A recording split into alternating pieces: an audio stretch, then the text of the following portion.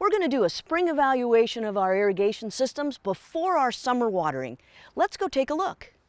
Well, let's turn the system on here real quick. That's important to do during the daylight so you can see where their sprinklers are going.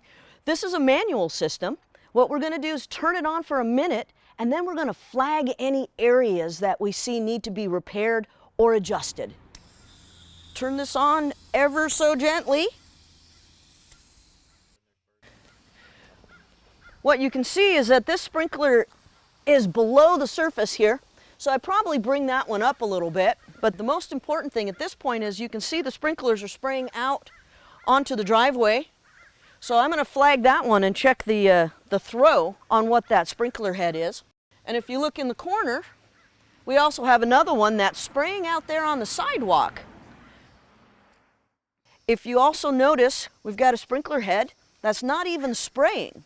So it's either blocked or there's a break. Something's happening, but there's no water coming out of it.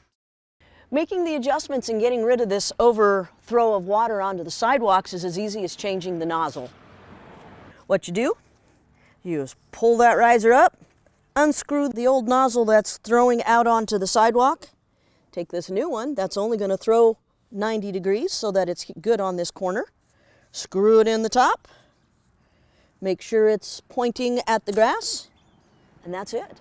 Well, this is the other sprinkler that didn't have any water coming out of it. So the first thing we're going to check is just to see if maybe that filter is just blocked and dirty. It could be something as simple as that. If you take the nozzle off, you're going to pull this filter out. Aha! It's got some blockage on that filter. That could be part of the problem why the water wasn't coming out of this. So we're going to clean it up, put it back together, and then we'll do a final inspection, turn the water back on, see if that helped. All right, we're going to turn the sprinklers back on here and see how our repairs did. All right, well, if we look at this now, the water is staying on the grass. It's throwing in a 90-degree angle. Perfect. Well, this sprinkler over here that we cleaned the filter on, it's not going off. It's still gurgling out the head and we're not getting a spray. So there's a couple of different options. What I would advise is to dig that spray head out, just unscrew it from the riser and see if there's some debris that was actually in the sprinkler line, and just wash it out, clean it, put it back on and see if it works. The other option is that there's too many spray heads on this line and it's the very end sprinkler and there's just not enough water to make it spray.